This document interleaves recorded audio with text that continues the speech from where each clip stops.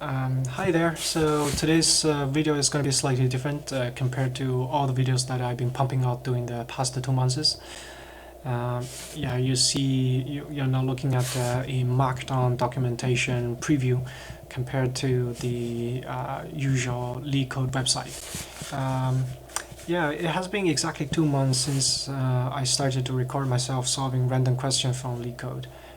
It's largely due to the stay-home order. Because of COVID-19, to find myself something to do for the extra time that I now have, because just generally because I stay home more most of the time now, and less outside activities that I can do, just to fill that time with activities. And also to ease myself out of some anxieties about the uncertainties regarding life, health, as well as job. There are layoffs across different industries. Disregard what kind of company you work with, different doesn't care about the size, doesn't care about the role. It's pretty much possible for everyone.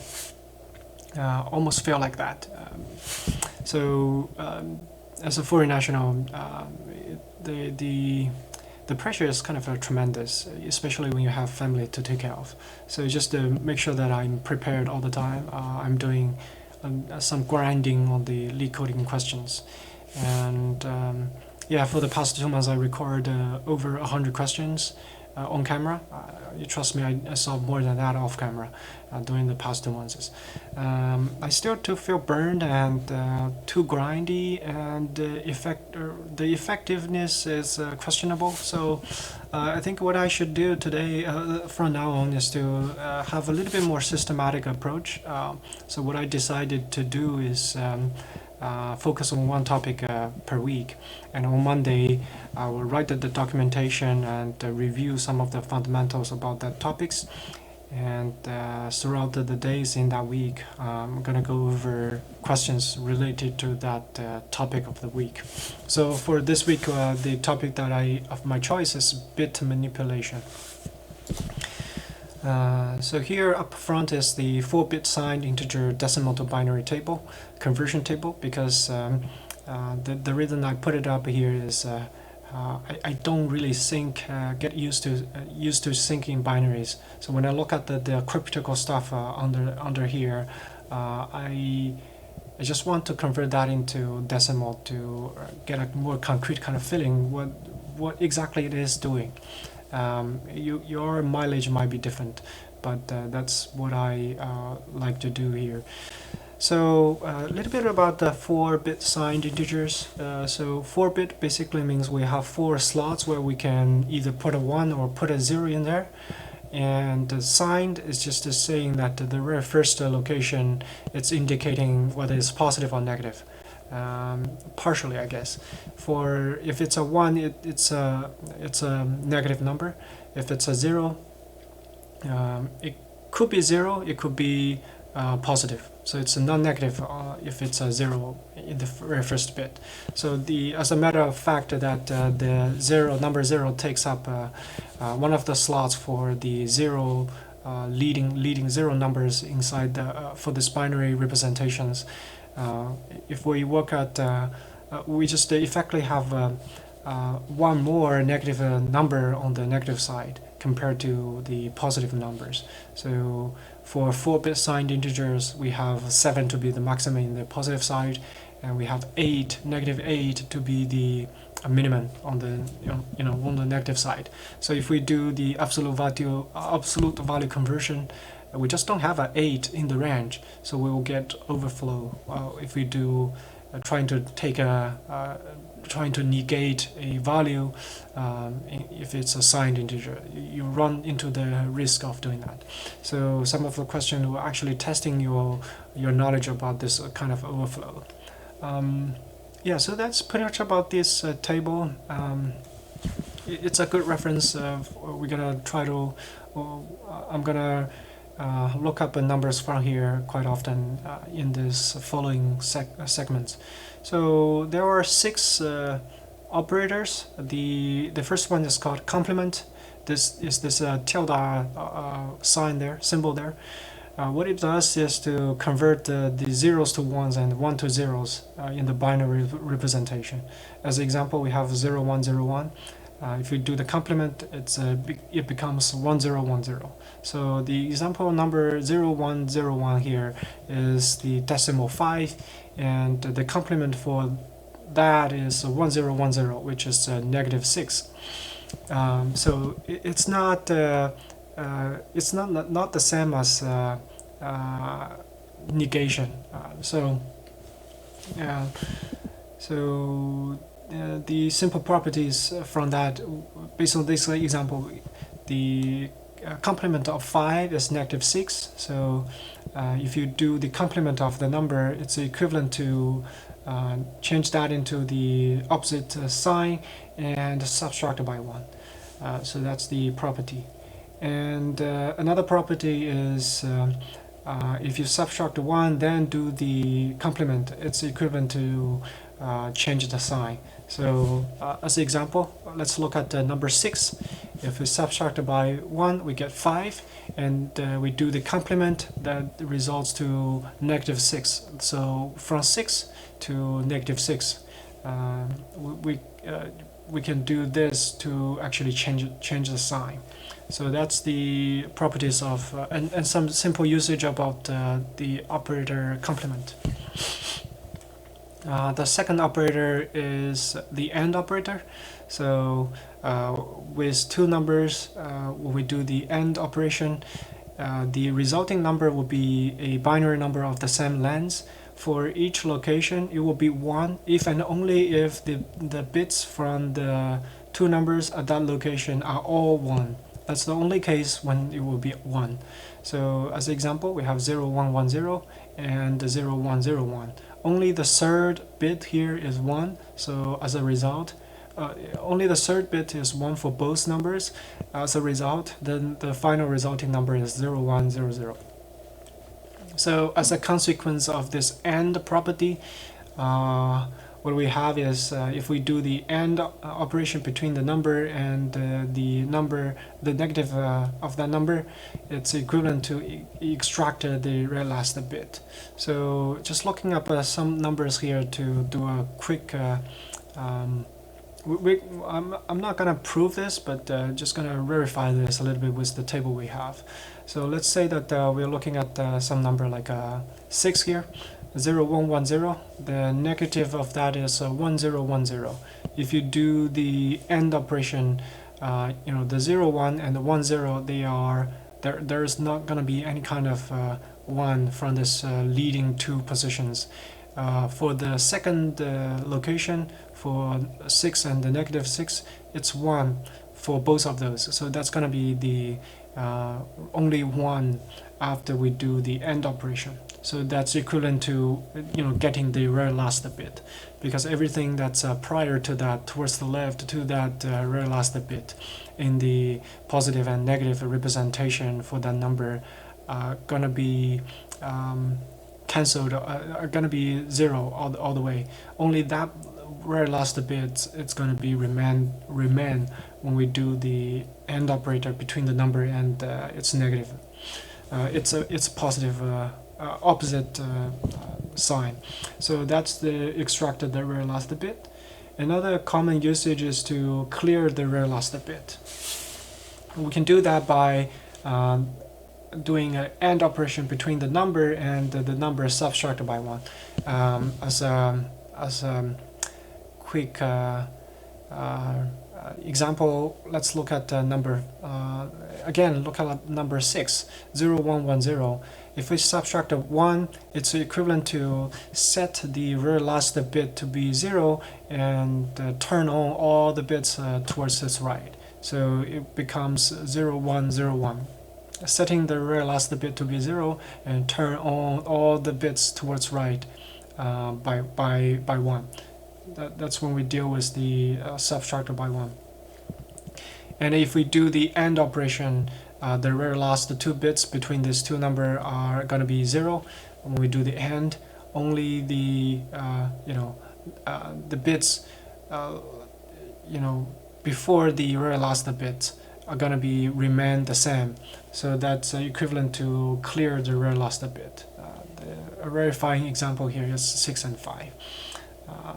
If you do the AND, it will become 0, 1, 0, 0. That's equivalent to clear the very last bit.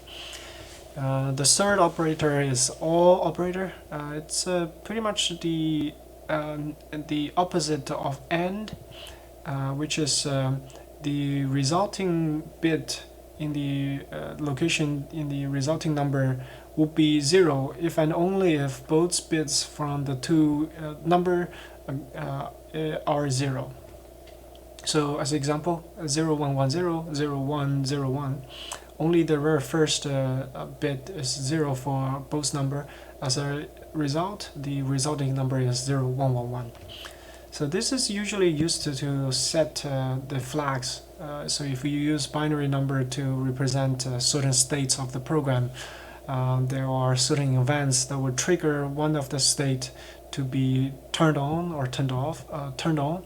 So we can do that by using an AND operator with this X to be some kind of mask, 0, 1, 0, 0, to indicating we want to make sure the third bit is turned on.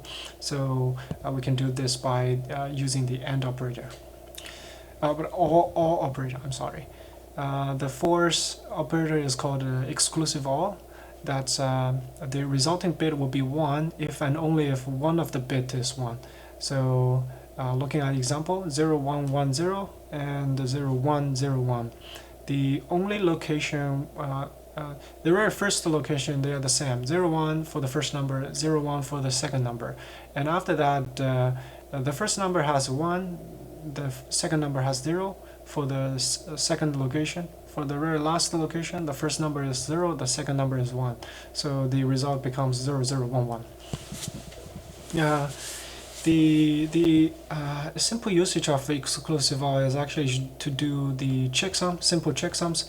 For every word in the stream of words, we can just do exclusive OR to reduce that into a one number summary. So that's a simple usage of exclusive OR in real life. Another properties that we can very quickly derive is that if we do exclusive OR between 0 and a given number, that result is going to be that number, because all the zeros will be the same as the zeros. In here, all the ones from X will result in another a 1 in the same location if you do exclusive OR with all zeros. So that's the first property. The second one is if you do exclusive OR between the same number, it will cancel out each other, because you have if you have a 1 in the first number in a certain location, you're gonna be guaranteed to have another 1 in that location in the second number because the number are the same. So that's another property of exclusive OR. And also need to mention is that AND, OR, and exclusive OR, I think all of those three are commutative and associative. So if you put parentheses around in the expression, they are the same. The order of carrying out those operations doesn't really matter. If you have three numbers, A and B and C, it's equivalent to A parentheses B and C. So you can put parentheses around and the result should be the same. The last two operators here are the shift operators. It pretty much does what the name suggests. If we're looking at the left shift, it's shifting the bits towards left by the certain amount. So if we shift 0, 0, 1, 1 towards left by 2 locations, it becomes 1, 1, 0, 0. So if we're looking, if this number is unsigned, 0, 0, 1, 1 is 3, 1, 1, 0, 0 is 8 plus 4, that's 12. So it's equivalent to multiply 3 by 2 to the 2's power. So that's what I put it here. If you shifted the number towards left by a certain location, it's equivalent to multiply that number by 2 to the power of the second number. Right shift, it's kind of the contrary. It's doing division.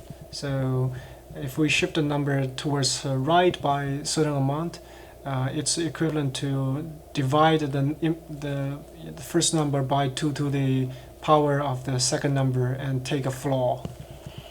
So that's these 6 operators about bitwise operators.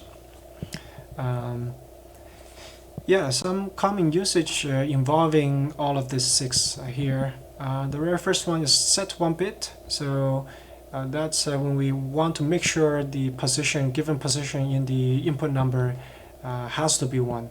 So the way to do that is to shift this single 1 bit towards left by the amount. So we are effectively making sure that this mask is 0, 0, 1, 0, 0, 0, where the only one in this mask is at this given position, desired position. And if we do a OR operator between this mask and the given number, we are making sure this resulting number has 1 bit at this given location. That's the set bit operation.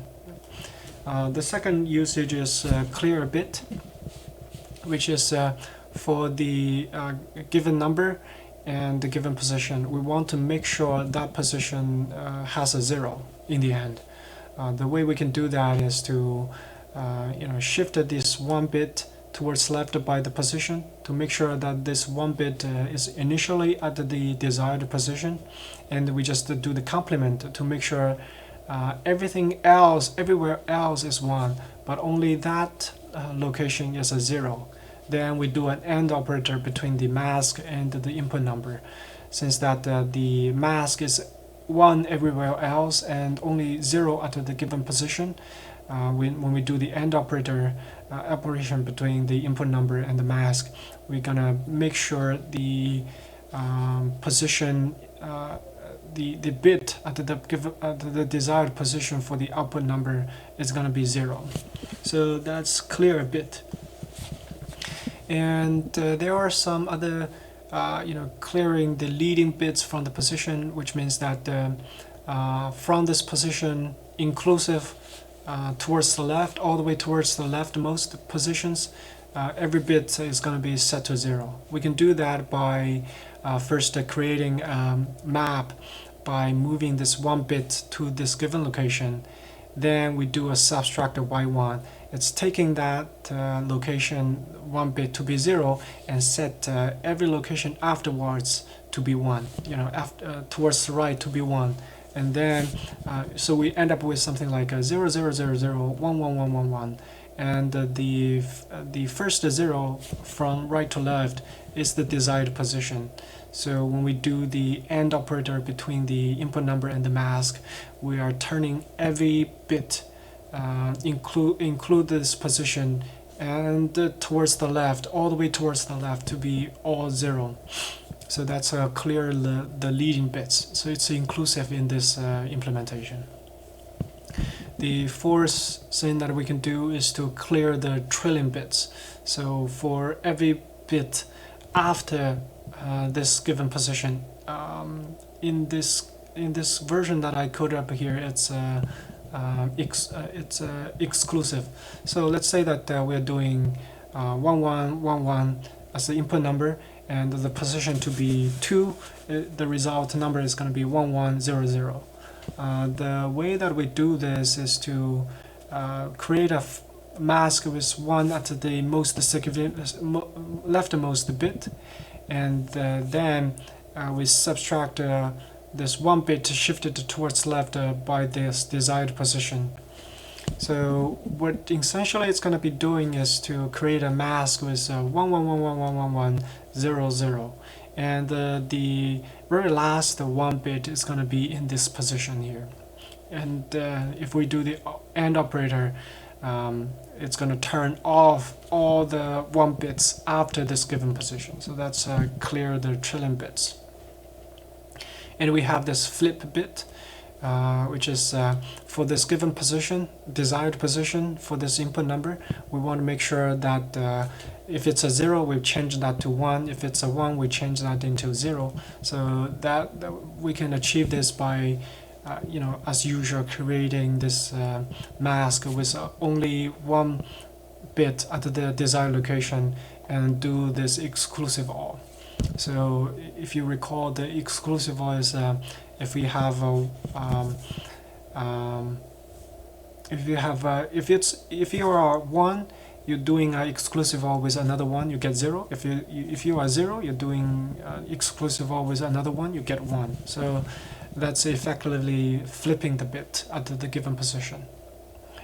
6 is check a bit at the position that's if we want to determine whether we have 1 bit at this given location. How do we do that? We can shift the number towards the right by this amount and do an AND operator with a single 1. So if we have a 1 at the given position, after the shift, when we do the AND, it's going to be 1. Yeah, so that's the check a bit. The check even is some nice properties we get by doing AND operations. So if we do AND between a number and the 1 bit, it's going to tell us whether this number is even or not. So in terms of a binary number, if the number is odd, you're going to have the only place, the place that you can have a 1 in binary representation is the rightmost bit, because every other bit in this binary representation is some multiplier of 2, some powers of 2, larger than 0. So only the first location is 2 to the 0, which is 1. So we just want to check whether we have a bit in that very last rightmost location. If it's a 1, then it's odd. If it's a 0, then the number has to be even. So that's checking whether this number is even or odd without actually doing the division by 2 and check the remainder. So this is a way to do that. 8 is check if the number is a power of 2. So as previously mentioned, only the very last bit is the is 2 to the no, I'm sorry. So every location in the binary representation is a power of 2, and if the number itself is a power of 2, there will be exactly 1 bit in the binary representation. So so this x and x minus 1, as you can recall, if you can recall, that's equivalent to clear the very last bit. So if you only have 1 bit in the binary representation, this will make sure you clear it out. And a property of the binary number with only 1 bit there is that the number is a power of 2. So this is the function that check whether the number is a power of 2. By clear the last bit, if there is nothing left, it's telling us there is only 1 bit in the number. So if there is only 1 bit, it's a power of 2. So that's the logic behind this function. 9 is check the opposite sign. It's by doing a exclusive OR between 2 numbers. So you know that the very first bit, we got a sign bit in the binary representation. So if you do a exclusive OR operation between a positive number and a negative number, the sign bit is going to be 1 after that. So the result is guaranteed to be a negative number. So if you check the exclusive OR between a positive number and a negative number, the result is always going to be negative. So but if you have 2 positive number, the sign bit is going to be 0, and exclusive OR 0, which is going to be 0 and 0 is 0 in exclusive OR. If you have 1 exclusive 1 is still 0. So the only case you would have a result to be negative is you have a positive and a negative. So that's a property of exclusive OR, to be able to check whether the 2 numbers are of opposite sign. The very last quick trick we can do is to swap the 2 integers in place. So so we get a x So let me actually pull out the documentation. So to prove this is right, so in the very beginning we have x and y. So this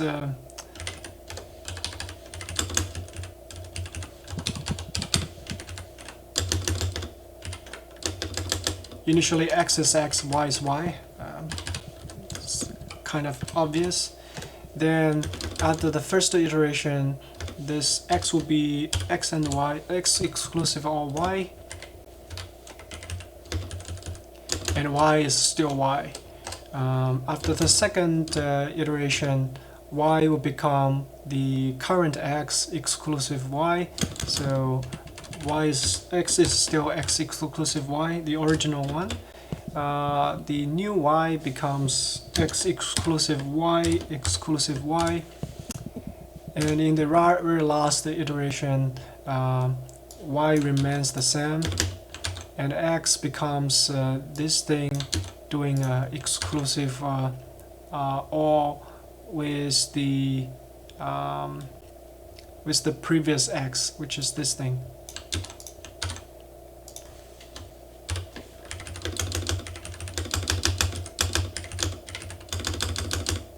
So, as a property of the exclusive OR, which I just want to pull up really quickly, if you do the same number basically cancel out to be 0, because 0 exclusive OR, anything is that thing itself.